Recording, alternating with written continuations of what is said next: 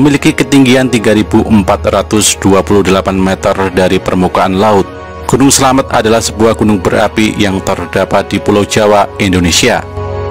Gunung Slamet terletak di antara 5 kabupaten, yaitu Kabupaten Brebes, Kabupaten Banyumas, Kabupaten Purbalingga, Kabupaten Tegal, dan Kabupaten Pemalang, Provinsi Jawa Tengah. Gunung Slamet merupakan gunung tertinggi di Jawa Tengah, serta kedua tertinggi di Pulau Jawa setelah Gunung Semeru. Kawah 4 merupakan kawah terakhir yang masih aktif sampai sekarang, dan terakhir aktif hingga pada level siaga pada tahun 2009 silam. Gunung Slamet cukup populer sebagai sasaran pendakian meskipun medannya dikenal sulit. Di kaki gunung ini terletak kawasan wisata Batu Raden yang menjadi andalan Kabupaten Banyumas karena hanya berjarak sekitar 15 km dari Purwokerto. Sebagaimana gunung api lainnya di Pulau Jawa, Gunung Slamet terbentuk akibat subduksi lempeng Indo-Australia pada lempeng Eurasia di selatan Pulau Jawa. Retakan pada lempeng membuka jalur lava ke permukaan. Catatan letusan diketahui sejak abad ke-19. Gunung ini aktif dan sering mengalami erupsi skala kecil. Aktivitas terakhir adalah pada bulan Mei 2009 dan sampai Juni masih terus mengeluarkan lava pijar. Sebelumnya Gunung Slamet tercatat meletus pada tahun 1999. Pada Maret 2014, Gunung Slamet menunjukkan aktivitas dan statusnya menjadi waspada.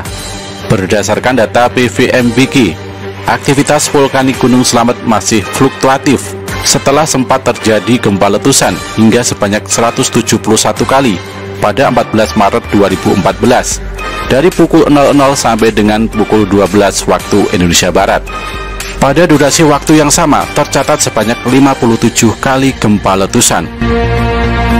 Sejarawan Belanda J. Nordwin berteori bahwa nama Slamet adalah relatif baru, yaitu setelah masuknya Islam ke Jawa. Kata itu merupakan pinjaman dari bahasa Arab.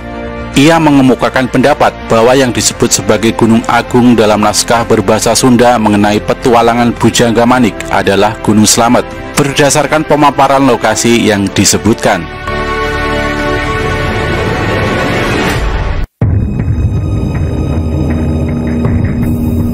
Berdasarkan cerita yang berkembang di masyarakat, Gunung Slamet pertama kali diberi nama oleh Syekh Maulana Maghribi, seorang penyebar agama Islam yang berasal dari negeri Rum, Turki. Di sana dia merupakan seorang pangeran. Suatu hari setelah melaksanakan ibadah sholat subuh, Syekh Maulana melihat cahaya misterius yang menjulang tinggi di angkasa. Sang pangeran itu merasa tertarik dan ingin mengetahui sumber cahaya misterius tersebut. Beliau pun memutuskan untuk menyelidikinya sembari menyebarkan agama Islam dengan ditemani pengikutnya yang setia bernama Haji Datuk serta ratusan pengawal kerajaan. Mereka berlayar menuju ke arah sumber cahaya misterius. Namun ketika kapal yang ditumpangnya tiba di pantai Gresik, Jawa Timur, tiba-tiba cahaya tersebut muncul kembali di sebelah barat. Dia pun memutuskan untuk ke arah barat hingga sampai di pantai Pemalang, Jawa Tengah. Di pantai Pemalang, Syekh Maulana menyuruh hulu balangnya untuk pulang ke Turki.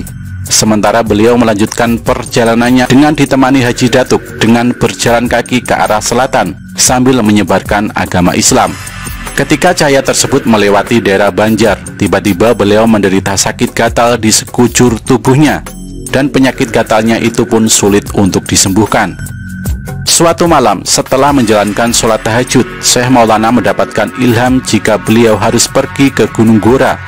Setibanya di lereng Gunung Gora, beliau meminta Haji Datuk untuk meninggalkannya sendiri dan menunggu di suatu tempat yang mengeluarkan kepulan asap. Ternyata di situ ada sumber air panas yang mempunyai 7 buah pancuran. Syekh Maulana memutuskan tinggal di sana untuk berobat dengan mandi secara teratur di sumber air panas yang memiliki 7 buah mata air. Berkat kemanjuran air panas itu, akhirnya penyakit yang dideritanya sembuh total. Kemudian Syekh Maulana memberi nama tempat itu menjadi Pancuran 7.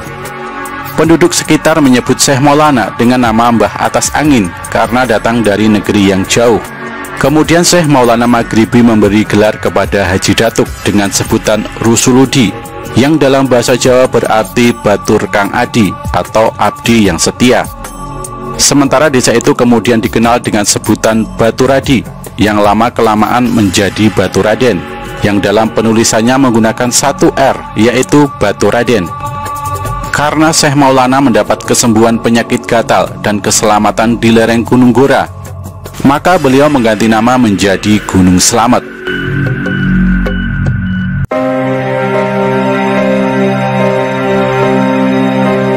Berbicara soal ramalan, ada banyak petuah Jayabaya yang mengejutkan orang, termasuk salah satunya yang paling ngeri adalah Nugel Tanah Jawa Kaping Pindho, yang bisa diartikan sebagai mematahkan Jawa untuk yang kedua kali.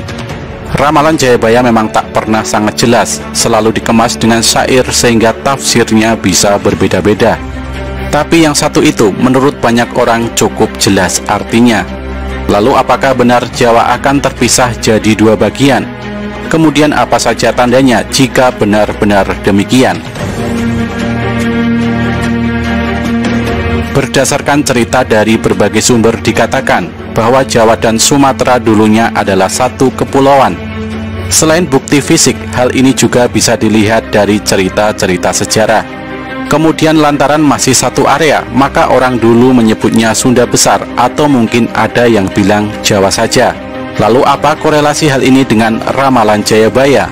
Seperti yang kita tahu, Jawa dan Sumatera akhirnya terpisah karena beberapa hal, termasuk salah satunya adalah meledaknya Gunung Krakatau pada tahun 1883. Letusan gunung yang anaknya masih eksis ini memang luar biasa.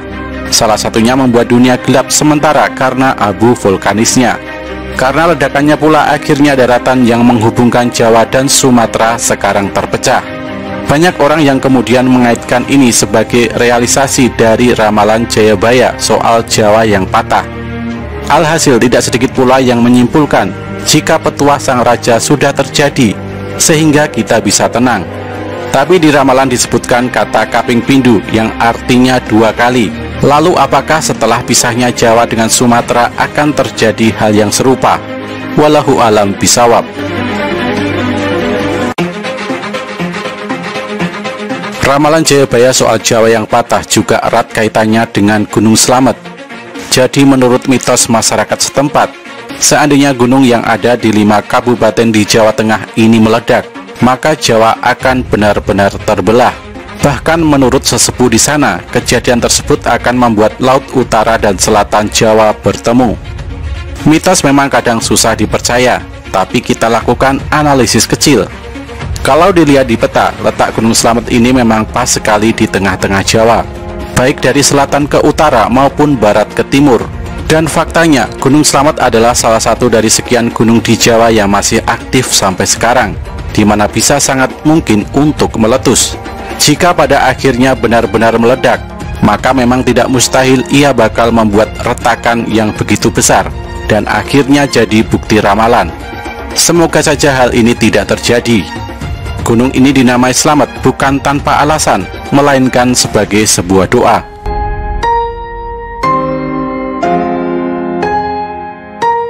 Jika menilik kondisi geografis Indonesia, memang tidak dipungkiri, Jawa mungkin benar-benar bisa terpisah jadi dua. Seperti yang kita pelajari di sekolah, posisi negeri ini terletak di cincin api Pasifik, di mana sangat rentan terjadi letusan gunung berapi. Tentu sudah banyak yang kita lihat sebagai bukti dengan ditambah fakta kalau gunung berapi tidak hanya meledak sekali.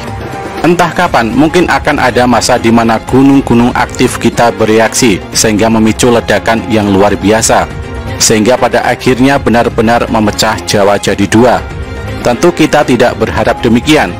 Hanya saja jika berbicara secara probabilitas alias kemungkinan, hal tersebut memang mungkin terjadi melihat posisi Indonesia yang berada di tapal kuda ini. Membaca ramalan Jayabaya memang sama sekali tidak mudah, karena untayan-untayan baiknya penuh dengan kiasan, seperti ramalan Jawa Kalungan Wesi, yang diartikan orang-orang sebagai pulau Jawa yang terbangun rel sehingga mirip kalung. Soal Jawa terbelah juga bisa dipandang secara berbeda. Sampai sekarang masih jadi misteri tentang ramalan Sang Prabu soal pecahnya Jawa. Tetapi hal yang demikian tentu kembali kepada masing-masing orang. Apakah mempercayai atau hanya dijadikan bait zaman lampau yang tak akan terjadi? Namun soal persatuan zaman sekarang yang agak miris, adakah yang berpikir jika mungkin itulah yang sebenarnya dimaksud Jayabaya dalam ramalannya?